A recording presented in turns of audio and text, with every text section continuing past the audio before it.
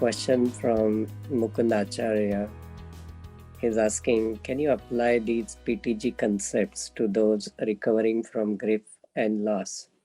And how would you compare TM with other meditation and mindfulness and stress reduction practices? And above question is in relation to helping with PTG. That's what he is asking.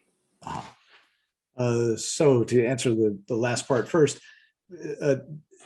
I have my, I can tell you what I think, my opinion, but as far as any data, that would be lacking. There's not much research, there's a lot of unpublished data that has derived from this Boulder Crest Foundation, which is the umbrella organization for that Warrior Path. They've had hundreds of veterans go through their program over the last number of years. So they've collected a lot of data, but it's unpublished so far. And it's a multimodal program. I should point out that TM and mindfulness are not mutually exclusive. You can practice TM regularly and then be mindful at other times. You don't mix the techniques, but actually TM has been shown to enhance mindfulness.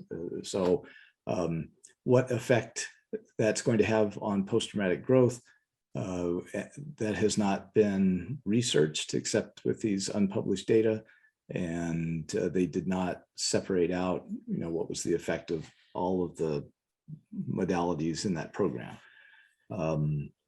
So my bias tends to run that, there is certainly a role for being mindful, and that's part of, is to bring it back to TM. For instance, with these veterans with post-traumatic stress, they tend to react. They were trained to react in certain ways, and when people make mistakes, then they can go ballistic.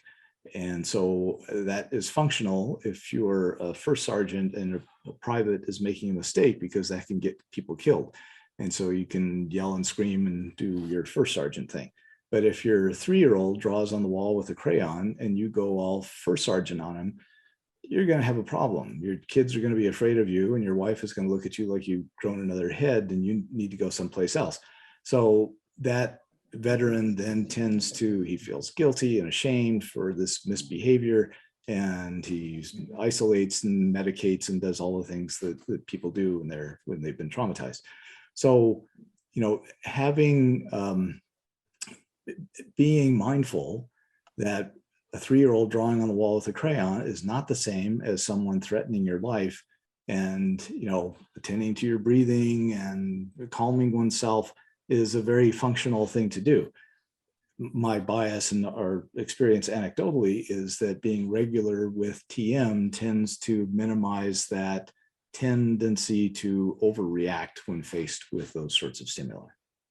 Now this question is for Mahesh. So Mahesh, Geeta Sheshadri wants to know, do they provide meals and transportation to seniors living in Priya Living?